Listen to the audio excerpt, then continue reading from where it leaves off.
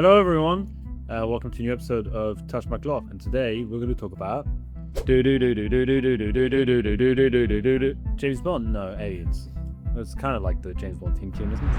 I know we're talking about aliens, aliens and watches, what kind of watches there were in movies about aliens, what we think an alien would wear, I think. And what else are we talking about in this episode? And of course, working with aliens. Yeah, exactly. Max, what are you wearing for alien theme? Yeah, something that doesn't at all suit what I'm wearing, but I thought it was alien enough. This is the Casio G-Shock, the manga edition in blue that I received from Jason a couple of months ago. I really love this piece. If you're able to get it, it's really worth it because it's all of those little hints that makes it look like a 3D relief are just fantastic. And yeah, weird looking, so Very alien. What badge yourself? Oh, he's hiding his wrist, which means he bought a new watch. it's time. So, we've had a beautiful collection of English watches, a wonderful collection of Scottish watches. But boys, have we ever had any Welsh watches, Boyle, on Touch My Clock? No. And now it's a first. And here it is. The Night Druid, Derridnos, in a lapis lazuli dial. Lapis lazuli. Look at that. How cool. A guy called Jan Sarnowski, who's a Polish chap, who was actually a maths teacher and started making watches and with old mechanical movements based on the inspiration of pocket watches. And what he thought was really fascinating, he only uses really incredible dials, so really sort of kind of mineral and stone dials. And the amazing thing is this Night Druid is actually on sale for a massive sum of around 300 English pounds or Welsh pounds, which makes it an incredible bargain that shows TMC is for the people. What a great little thing. Now, the white strikes are calcite and the gold flakes are nyrite, and look at the way, and that's why they call it the night sky, because it gives that sort of wonderful feeling of a night sky. Just adore this strap, and you can just see it's just a wonderful sort of really simple, almost like pocket type hand wound movement. Well done, Jan. Lovely to see this. What a great little watch. Look forward to coming and seeing you in Wales. Hey, Boyle. I do really like it. I ordered the green malachite, which I'll get probably next summer, so it takes a bit of a long time. But I'm really looking forward to that. And so you'll see it in an episode in probably a year's time. And that's because this great fellow sitting there working with his wife, just actually making watch by hand. Would you be able to work with your wife? Let's not continue with this. Okay. You didn't need to Or answer that. would be some very incredible watch designs. Myself, I thought Alien is green, because we all know aliens are all green. Yep. That's just how aliens work. So that's why I'm in a green polo, and I thought I'd wear a green watch. So I'm wearing the Seiko Cocktail Time in green diamond. So I think there's not much of a relation to aliens. It's more just that it's green. That's great. I think it's got a beautiful dial, plays really well with light. There you go. That's what I've done the rest. Home farm. Who was grey? It was great. He wasn't green at all. Yeah, but it was the camera lighting that made him look grey. Do you know why aliens are green or shown as green? No. It is quite weird. If you take the ideas, if you take a human being and you put it on Mars, because of the change of radiation color, you slowly go slightly more green tinted. If you keep using your fingers right instead of your feet, they become longer and we got little blobs. You don't really need your toes anymore, so they're just big. What does this have to do with green? And your eyes become bigger. If you think of an alien, it's always a big head, bigger eyes, and the green is apparently, someone wrote this a long time ago, so it might be a hoax. But if you were to stay on Mars for a long enough time, because of the changes in the you would build-up, you would And to get to the air, physiology long and elongated, so that you actually become slimmer and longer, because you would there's less gravity, and therefore your nose comes backwards. Yeah.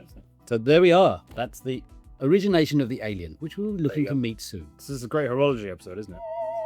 Okay, let's talk about, should I start? Watching the alien movies. Yeah. I'll go like quickly-ish. So first is the movie Alien. Nice. Close.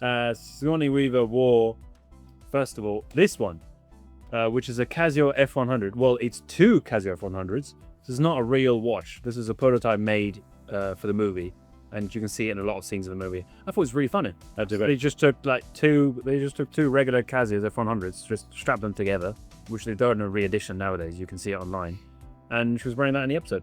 in the movie. I think it's quite funny. There you go. There you go. That's that we watch number 1. And then, of course, you're expecting the... No, also from Alien. Oh, okay. The Seiko Jujaro. Yeah, the Casio, the fabulous, not Casio. classic, Seiko classic, very, very 80 classic. Seiko Jujaro, which is a 7828 6000 or 7000 series. So it can do thousandths of a second on it. And she wears that episode. I think it just looks really... It's a cool. It does look really alien. And it's a real classic 80s. You use the pushers. It's the pushers for the chronograph on the top here.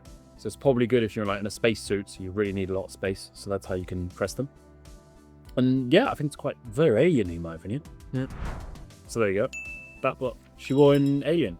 Next I've got... No, actually didn't even do ET. Really? Well, because there's no watches in ET, I think. Is that a fact? I didn't research. Okay, next is A Space Odyssey. Yep. And you've got the Hamilton X01. Oh, wow. That's really... So, I don't know what that is. really quirky Oh, watch. cool. Massive. It's like a bracelet, really. And you've got 3... You can't see on this picture because I only printed 1. There's 3 small subdials, Right. which will have different time zones. So there's GMT. GMT there. There's something and there's something else. Great, well researched. Oh, is that it? I know what I'm doing. But yeah, Hello. where's this in Space Odyssey? And I just think it's really cool. It's very like, when you think of something outer space, it's like big piece of steel or really different in design elements. And I think that just really, that works quite well. The next one is in Ghostbusters. And he uses the Who do you call? voice note. And he uses this because how they find Aren't Ghostbusters ghosts? alien ghosts. Isn't it in the name? Yeah, well, Ghostbuster. yeah, you'll allow it. They'll allow it. Who are you going to call? Alien Bustner. Yeah, well, I mean, they can't. Let's just call them like alien ghosts, whatever. And to catch ghosts for aliens, they usually they record the sounds and then they replay them, and that's when they can hear on the recordings like alien noises. Ghost-like noises, yeah. Yeah. So. Yeah. And last of all, I've got Men in Black, Aliens. Can we agree on that one at least? Okay, Agree. Jungle. Men in Black, and Will Smith wears the Hamilton Ventura XXL, Yeah. which is really funny because this watch you would think they would make it specifically for the movie or specifically for aliens, but they didn't. The Ventura came a really long time ago, and I don't think there's a watch that looks more alien space than that. I mean, the crown looks like a jet engine on a rocket. I mean, the origin of this is the Ventura was the first electric watch that was released, at least into the American market. There might have been other markets, but at least into the American market. And it happened in 1957, which was the same time as the first artificial satellite, the Sputnik 1, was sent into space. So the whole space race kind of started at that point, finished in 75-ish.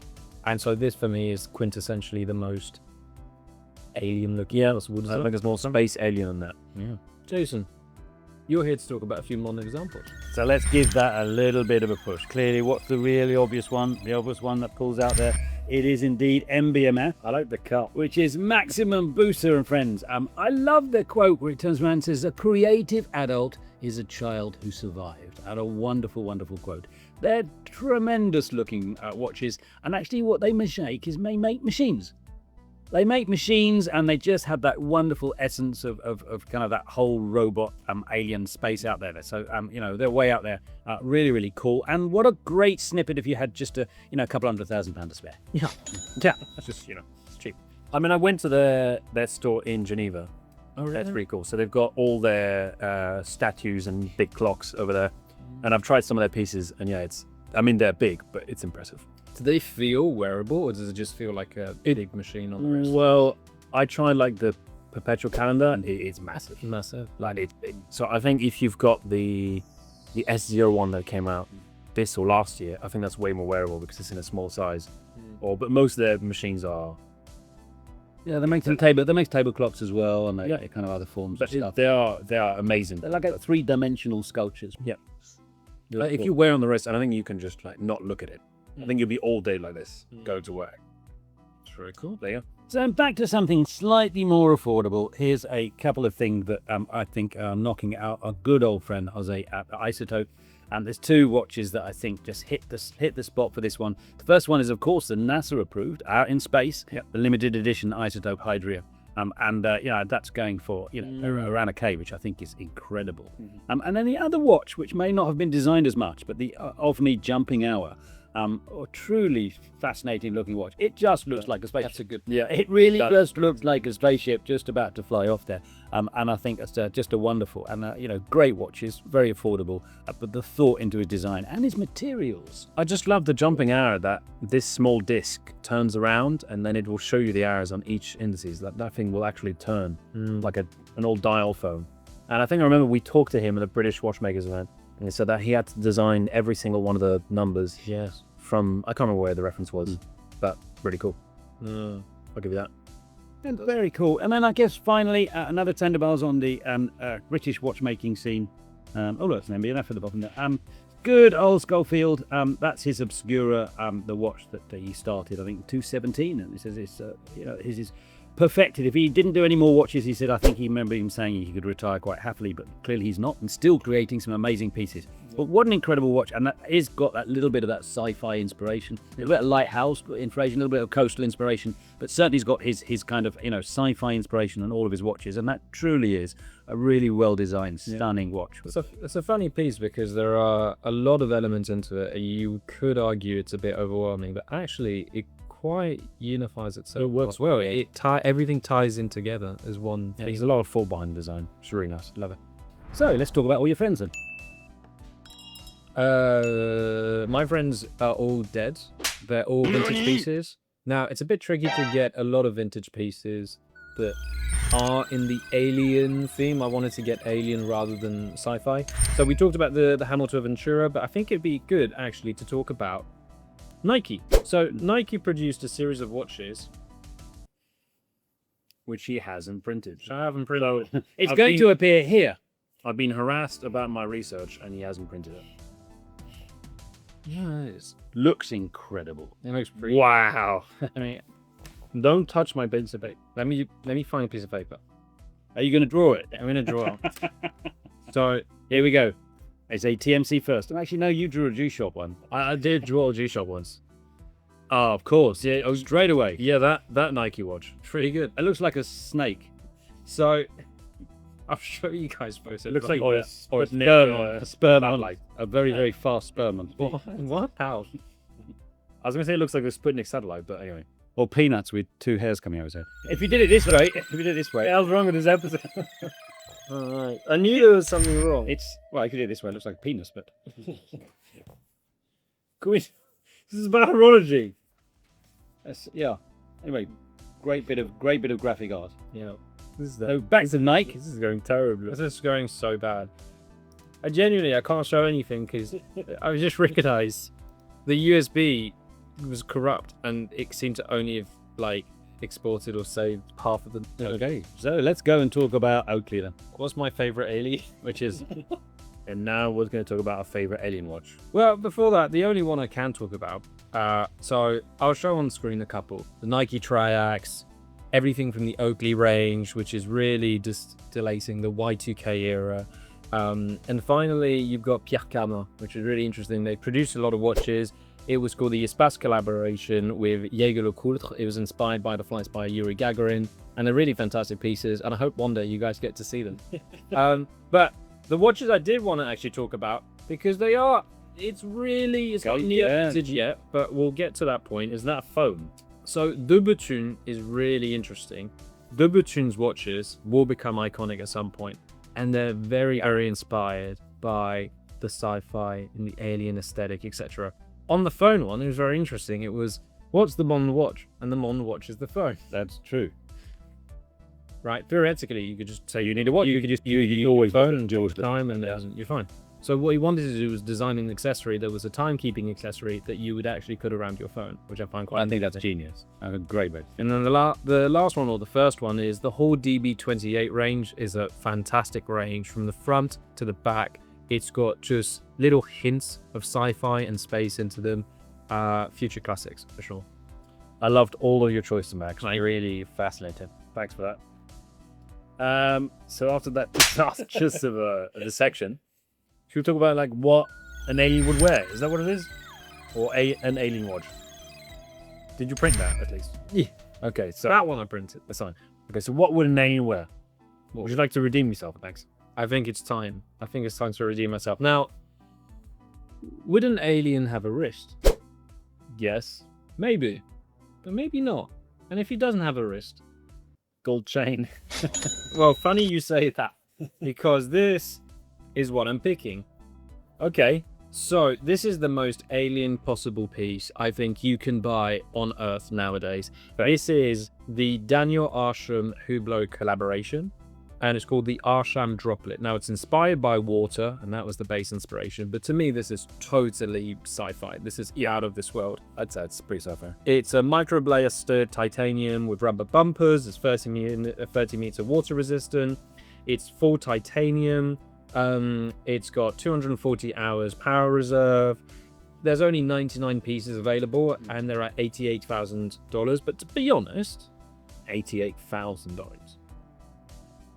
to be honest, in the crazy watch market, something as unique as this, Yeah, it's actually, I'll give you. Yeah, it's actually. for Hublot, yeah, I'll give you that. So yeah, I'd like to see the box. this is the whole stand, and the watch Right. sits behind Okay. this glass, which magnifies it. Okay. Oh, so you can detach it and then put it inside so it becomes a desk clock. The stand itself is Okay, basically it becomes a desk clock. That's cool. It is a very, I think, very cool piece of industrial design. Yes, well, you see, I think the aliens will be going to Wales. And the aliens will be rocking up into Yam's place. Now, let me just give you the keys as of why the aliens will be choosing this watch. Firstly, lapis lazuli is the mineral, and it will power the spaceship.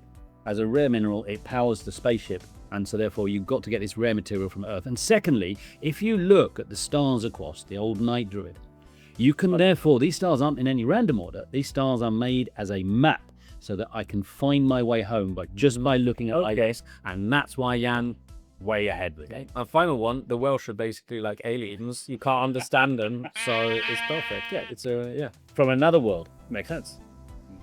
For me, I'm going for Mr. Jones. Yay! It's the Beam Me Up by Mr. Jones. I mean, yeah, it's an alien who wants to basically kidnap a cow from a farm, really. So I think it's just very alien-y. I thought, yeah, that's right. Poochie, you like that one? Yeah, Poochie gives it a nod. I think it's a really cool watch. We love Mr. Jones, what they've done. We did an episode on them if you want to have a look at that. It'll be here, or They rock.